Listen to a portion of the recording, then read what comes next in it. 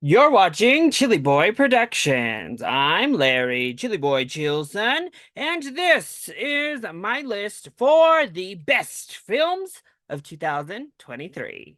Now, before we get into this ranking, make sure to go ahead and click that subscribe button down below so that you can chill with me on each and every one of my latest videos. So this year there was just so much amazing cinema to be had that I could not dare limit myself to 10 picks. So instead, I thought, let's do a top 23 of 2023 in the year of film. Now, big disclaimer, this is just my personal list. This is how I personally enjoyed them, what I found value in. So it's going to look very different from a lot of other people's lists. It may not even be the most technical, the most this, the most that. It's just my ranking. So I know several of these films, their placements or their possible omissions may make some people mad and up in arms. It's just my list. It's not that serious. And I can't wait to see your list and rankings in the comment section down below. So I know I expanded this out to 23, and I initially thought, well, that meant no honorable mentions, right? Well, I have to shout these films out really quickly, and just a quick disclaimer on why they didn't make my list proper. So it's time for a rapid fire honorable mentions before we jump into the official 23. Megan is the icon, she is a legend, and she will always be the moment. Killers of the Flower Moon was beautifully crafted, though it left some to be desired in its overall depiction and viewpoint for me personally. Poor Things is a film that I soured on a little bit more as I thought about it day after day. Stunning performances, some really impactful moments, but his idealism of growing as a person and developing felt limited, and the sexualization of an infantilized person was a bit problematic for me. The Missing is a beautiful queer animated film from the Philippines that I adored this year, just couldn't quite find room for it. And then finally, a special shout out to the French film The Animal Kingdom, which would be actually very high up on this list, though I think it's getting an official US release date in 2024. It better be getting a release date in the US in 2024, because otherwise I'm gonna be real mad, because it should have had a place here. So now that those honorable mentions are out of the way, we have a lot of films to get through. So let's jump to it.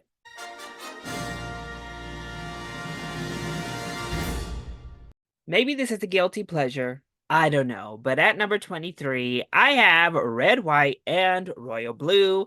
I could not put a list together of my favorite films of the year without talking about this wonderful gay rom-com from Prime Video. I had so much fun with Red, White, and Royal Blue. Our leads had such great chemistry, and it's kind of sparked this new fandom within me. I'm getting through the book as we speak. I loved these actors. I've become obsessed with these two lead actors throughout the year. Yeah, it's a lot of rom-com nonsense, but it was the kind of rom-com raunchy, steamy, sexy nonsense I'm here for.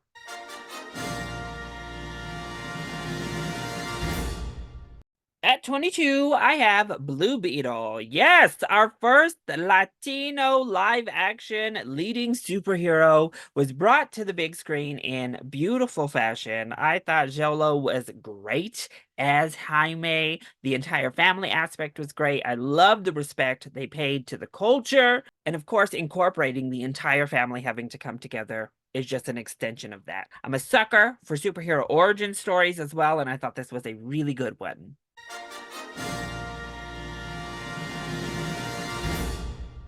So at number 21, I have what I think is the best horror film of the year with Talk to Me, a really chilling Australian production. Led by a fantastic performance, giving us a new Scream Queen, who happened to be a little bit of a frustrating protagonist, if we're being honest. However, the scares were really effective, the premise was awesome, and that ending blew my mind.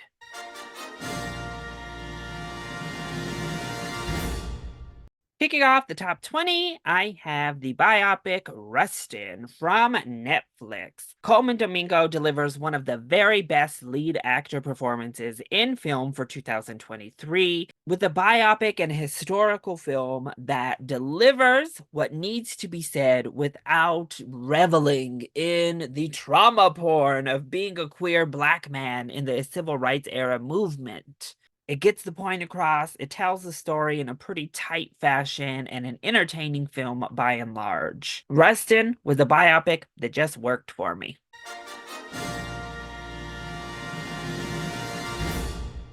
At 19, we have another book to film adaptation with Are You There, God? It's Me, Margaret. An absolutely charming, lovely coming of age story featuring some fantastic performances across the board, particularly Rachel McAdams. It does such a wonderful job of exploring coming of age story for a tween girl, the pressures of that, and does so through this really interesting dissection of religion and identity.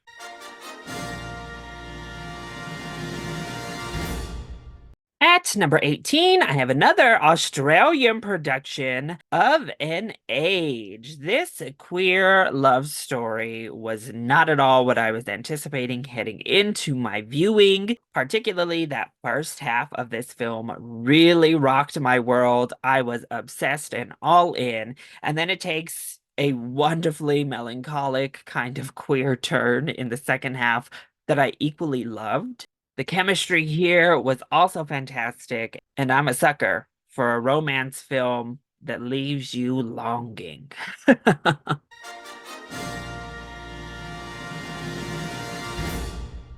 At 17, I have one of the biggest films of the year, and it might come as a big bomb for those of you who are huge fans of it. At 17, we have Oppenheimer. Yes, one half of the phenomenon that swept over the summer. Christopher Nolan crafts a technically magnificent film from top to bottom, an amazing score with an amazing ensemble of performances led by the fantastic Cillian Murphy. But what really actually made this film work for me was how it all ties up. That third act actually was the most effective part of me that truly made this a special film, delivering the anti-war message this type of movie needed.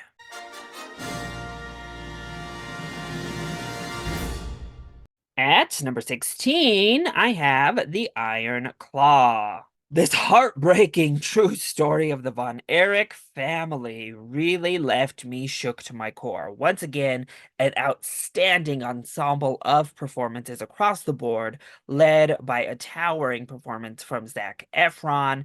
The acting was fantastic, the screenplay was really strong. This is a lean biopic that just gets straight to the point, sometimes to a fault, honestly. But it's impossible not to just be completely in your feels as we round home to the final moments of this film. A harrowing, effective, true story of brotherhood and perseverance.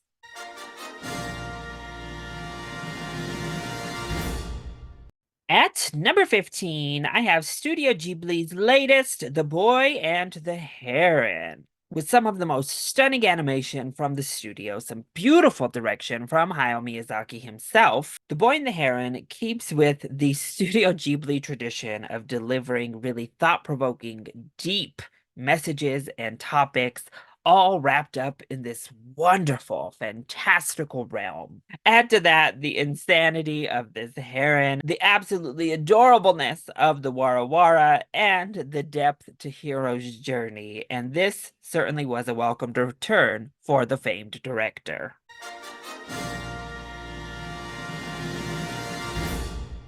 At number 14, I have the Latino queer biopic starring Gael Garcia Bernal, Cassandro. Now, Gael Garcia Bernal deserves to be in all of the discussions, at least for Best Lead Actor, because he is fantastic in this film, and I can't sing his praises enough. I wish more people were talking about him. However, he's also in a fantastic movie about perseverance. It makes for quite the different viewing experience, seeing a wrestler trying to make it in a world that doesn't want to accept him, path blazing a new path for both himself and those coming behind. It's a stunning look at an iconic figure.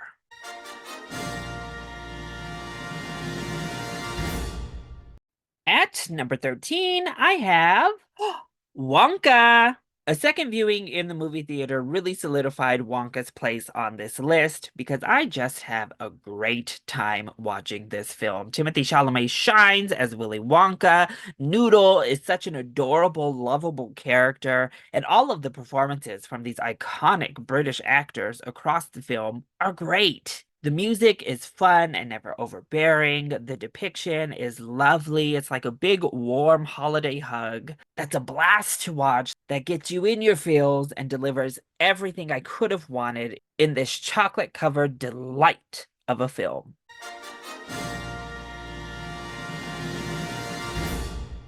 At number 12, I have Guardians of the Galaxy Volume 3.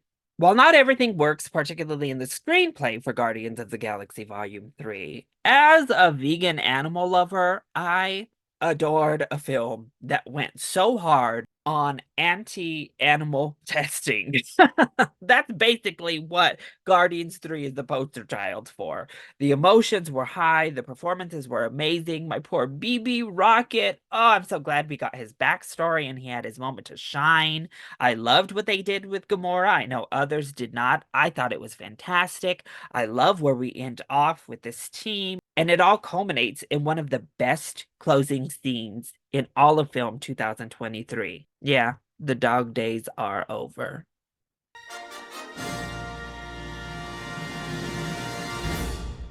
So just missing out on my personal top 10, at number 11, I have The Holdovers. What a wonderful new holiday classic to add to the pantheon. Paul Giamatti delivers an amazing performance, one of the best, if not the best, of his entire career, and Davine Joy Randolph stands toe-to-toe with him, delivering a tour de force of subtlety and emotion. I love the snark here. I love the humor style that we have here. And I love the heart of it all. Now, I think we go a little bit too sideways on some of these personal stories, but it all comes back around to the perfect tone. It strikes that perfect balance between that nice warmth you want in a film like this, and yet that melancholy that continues to be present underneath. And I just adored it.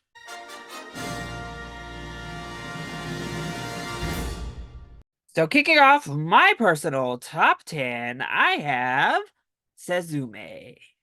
Makoto Shinkai strikes again with yet another stunning anime. Suzume is absolutely beautiful, as we expect from Shinkai's films. The artwork takes your breath away. It's so fantastic. The music from the Radwimps is amazing. The characters are lovely. The story is both intricate but powerful. And it's the individual character arcs that make it all worthwhile, while never losing a sense of humor, because literally one of our two main characters is a three-legged chair for the majority of the runtime. But it's magical, it's beautiful, it's emotional. Suzume simply swept me off my feet.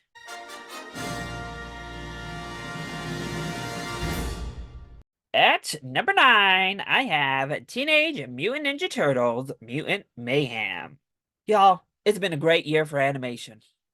And this isn't even my favorite of the animated films of the year, and we already have two in the top 10. TMNT Mutant Mayhem was one of the funniest films I saw in all of 2023, with an amazing art style, really fun, energetic characters that are given a wonderful script and story. The turtles are full of energy and feel like an actual bonded family here. And of course, when we bring Splinter into that, it is just this wonderful film about family. But it's funny with a fantastic soundtrack, and really one of the best times at the movie theater I had in all of 2023.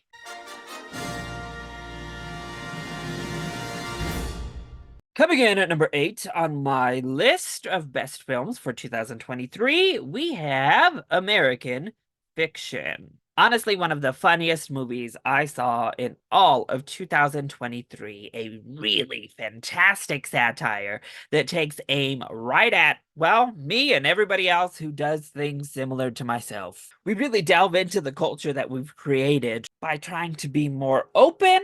The flaws that are just there, not even underneath, but in plain sight, we choose to ignore. Jeffrey Wright is fantastic, but for me personally, it was Sterling K. Brown who stole the show and delivers one of my favorite supporting actor performances of the year. The script is so sharp and witty, but yet biting with that satire, though it never loses sight of this wonderful family story at the center. One of the funniest films I saw in 2023. It was a delight getting to see American Fiction open the Denver Film Festival.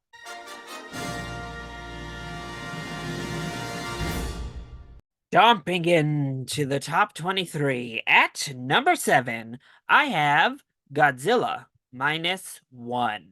Toho returns with their very own Godzilla film, and quite possibly one of the best Godzilla films to date, one of the best kaiju films to date. Godzilla minus one took us back to the roots of what Godzilla is, what he was created for, delivering a really harrowing tale of post-war trauma. Our human stories were fleshed out. They made me care about all of these different people. It's an anti-war film that works beautifully, delivering this survivor's guilt storyline at the center. Godzilla is at his most menacing here, an absolute terror with a crazy new design that had some of the most insane visuals I've seen in 2023. All of this with one of the most amazing scores of the year. I absolutely loved Godzilla minus one. Everything about it, top tier.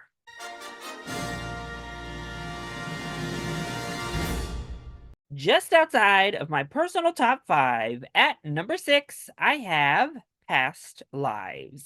Past Lives has been an interesting film for me as I continue to think on it throughout the year. It's so small in nature, it's so intimate that it's easy to forget how much I actually loved it upon that initial watch. But you know me, I love a good depressing ending, and that's exactly what Past Live nails. And it's not so much that it's a depressing ending as it is a real ending, an authentic, a true ending. I love that this film subverts the Hollywood tropes and expectations to just give us a raw, authentic, real film. Greta Lee is absolutely fantastic as our lead here. Celine Song, in her directorial debut, absolutely knocked it out of the park. Just watching the interactions with these people, you feel for everyone involved, and then it ends on this note that left me dumbfounded and gobsmacked.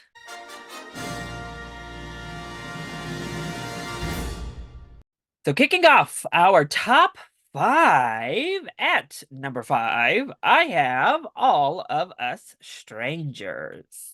I told y'all I love some depression.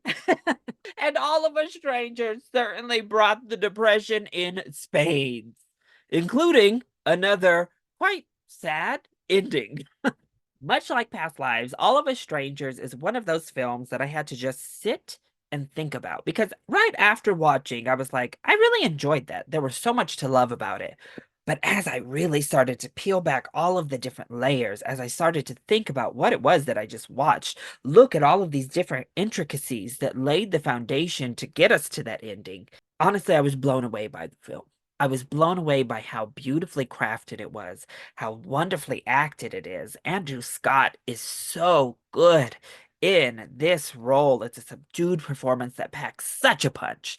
Claire Foy is fantastic as his mother. Paul Mescal, wonderful yet again. Jamie Bell, everybody is so good. And it's the emotional beats, not only between Paul Mescal and Andrew Scott in this romance, but really between Andrew Scott's character and his parents, and just kind of envisioning that and going along for that emotional ride, so that when we come to the end and that gut punch really winds up and smacks you one, it hits, and it hits hard.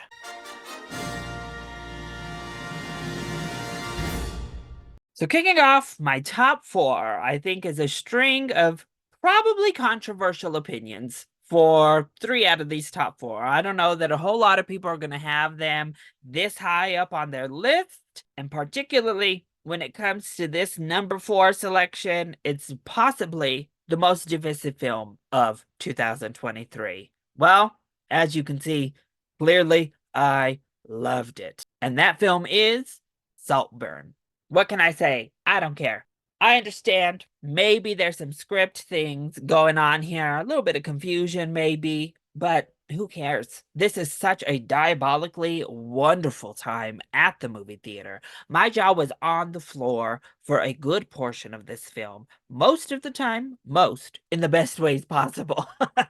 Another fantastic ensemble of performances. Barry Keoghan gives possibly the best performance of his entire career. Jacob Elordi absolutely shines and certainly captured my heart. And Rosamund Pike, oh my gosh, get out of here. The cinematography was actually insane for how amazing it was. The production design, the editing. Emerald Fennell directed the hell out of this film. Now, the writing, I still think was good. Some folks make far too much out of a molehill for me. This was just good, dirty fun that doesn't need to be too far read into. We don't need everything to deliver this philosophical masterpiece behind the messaging. Sometimes you just got to get down in the mud and roll with it.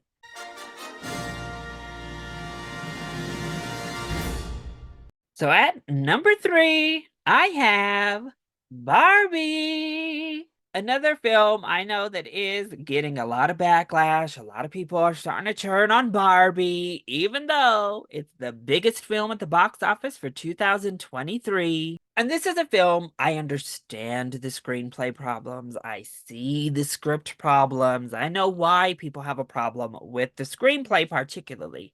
I just personally don't care. Barbie delivers literally every single thing I could have wanted from a film like this. It's really funny. I was laughing consistently throughout, and it keeps that tone throughout. It manages a really tricky tone and never overdoes it and never underdoes it to give too much in the terms of messaging and dramatic. But it has a message, and it delivers that message in a way that it needed to be delivered. The performances are absolutely fantastic. Of course, we've all been talking about Ryan Gosling all year long, and I think unfortunately that has shadowed the absolutely amazing lead performance from Margot Robbie as Barbie herself, because she's amazing in this film. The set designs are out of this world. The costumes are amazing. The soundtrack delivered so many bops. The original score even was fantastic. It had it all. A great message delivered well, some really funny lines, some great musical numbers, a lot of fun at the movie theater, and then it hits you all with some really deep, emotional, impactful moments. That sequence at the end of this film, where Barbie looks to become human, is still one of the most impactful scenes in all of 2023, and it does so without even a word of dialogue. Haters are gonna hate, but I'm still riding in this pink convertible with my girl Barbie.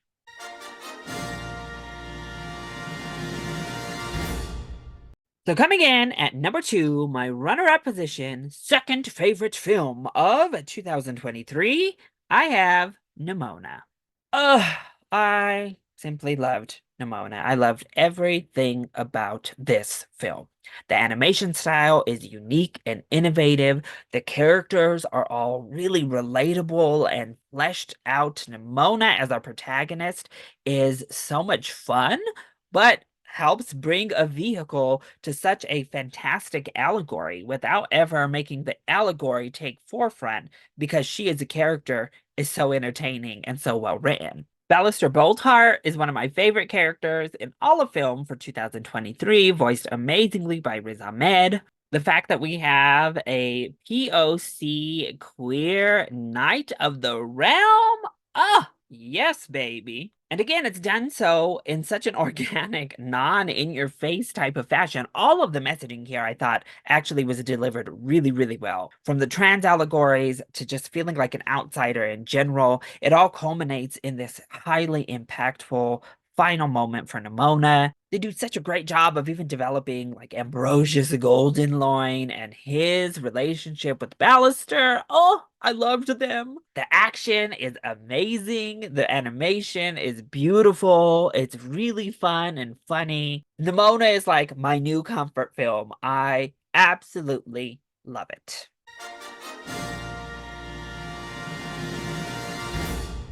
All right, so here we are, coming in at the top of the top. My number one position, my favorite film of 2023 is Spider-Man Across the Spider-Verse.